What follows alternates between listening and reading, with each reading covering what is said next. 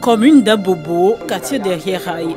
Joe Drigbe, jeune volontaire, lutte pour un cadre de vie sain. Son mégaphone et un dépliant de sensibilisation sur le paludisme à la main, Joe fait du porte-à-porte dans son quartier pour interpeller ses voisins sur les maladies liées à l'insalubrité.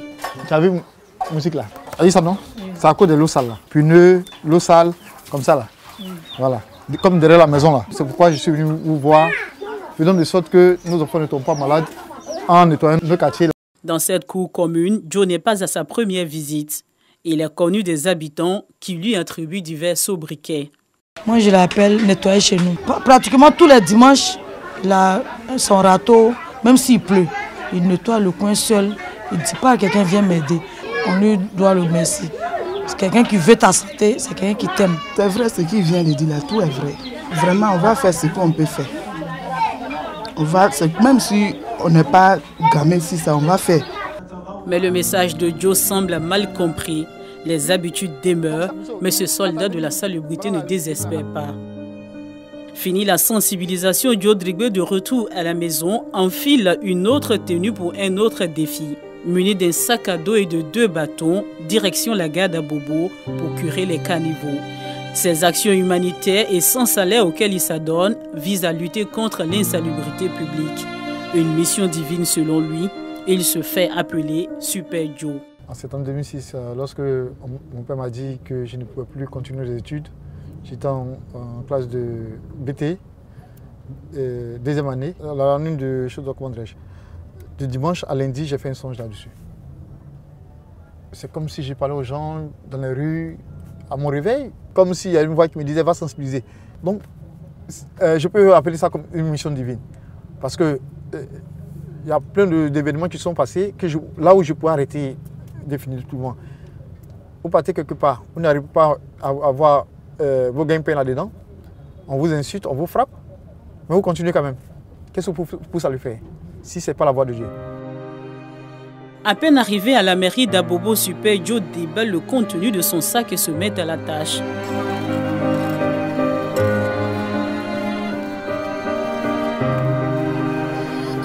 Pendant ce temps, la vie continue autour de lui sans que personne ne s'en préoccupe. Il se permet même de sensibiliser des commerçantes installées dans les ordures.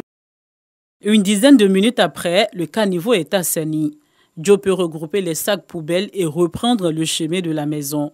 Si Joe est heureux de servir la société, sa vie familiale est pleine de mélancolie. Il vit avec sa femme et sa fille dans cette maison de fortune sur le point de s'affaisser. Sans salaire aucun, des moments sombres, inquiétants et parfois même des envies suicidaires, c'est l'autre visage de Super Joe.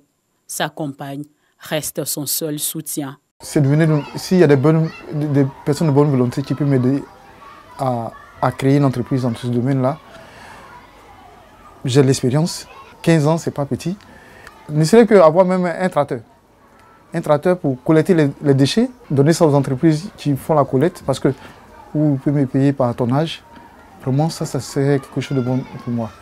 Pour fuir cette sombre réalité de sa vie, ce soldat pour la salubrité multiplie les initiatives.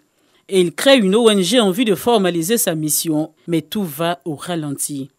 Il s'est donc tourné vers les réseaux sociaux pour une sensibilisation de masse à l'hygiène. Samedi 26 juin, nous sommes au plateau Le Quartier des Affaires de la capitale économique. Une dizaine de personnes de diverses nationalités ont répondu à l'appel de Joe via Facebook pour nettoyer les déchets plastiques de la baie lagunaire. On se retrouve souvent à 50, à 60. Aujourd'hui, comme nous ne sommes pas assez, on a décidé seulement que de s'attaquer aux déchets plastiques. Parce que c'est le plus dangereux des déchets. Les volontaires se disent heureux d'y participer. Quand on me propose de venir nettoyer, si je suis libre, que j'ai du temps pour ça, évidemment que je vais participer en fait. Je trouve pas ça normal que ce soit ici. On a envie de faire la ville d'Abidjan, zéro déchet. J'ai contacté Joe, qui est l'un de mes amis depuis la France. Donc comme lieu d'espoir Ivoire, on a le pôle environnement. Donc du coup on s'est dit mais pourquoi ne pas se joindre à lui pour pouvoir œuvrer dans le même sens. Chaque petite action compte et donc quand on est nombreux comme ça c'est encore mieux. Une satisfaction totale pour Joe l'initiateur qui invite chacun à y mettre du sien. C'est l'affaire de tous. En dehors du ramassage, il y a la sensibilisation. Il y a la prise de conscience que tout le monde s'imprègne vraiment, véritablement de la propriété de cette lagune que nous devons préserver à tous les prix. Pendant une demi-journée, Joe et ses amis ont collecté plusieurs sacs usés en bordure de la lagune ébriée, équivalent à 380 kg de déchets plastiques. Joe Drigbe ou Super Joe retrouvera sa famille sans un sou dans la poche. Ces vieux démons ressurgiront certainement et Joe redescendra à nouveau dans les caniveaux, dans l'espoir qu'une bonne volonté lui apporte de l'aide. Si le Super Joe a tout le nécessaire qu'il faut, ça sera un Joe encore plus déployé, avec plus de volontaires, afin de rendre Abidjan plus propre.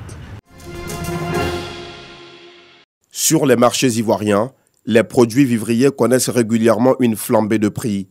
Tu venais acheter Gomo. Avant, l'état là c'est à 200. Maintenant c'est à 500.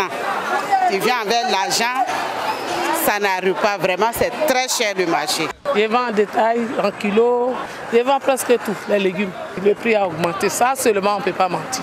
Les clients se plaignent, mais ce n'est pas de notre faute. Les causes sont parfois diverses selon les experts du FONSTI, Fonds pour la science, la technologie et l'innovation, qui pointent du doigt le manque d'initiatives et d'innovation dans le secteur agricole. L'une des causes majeures qui explique la cherté de la vie actuellement en Côte d'Ivoire, c'est la faiblesse de la productivité au niveau donc des cultures vivrières.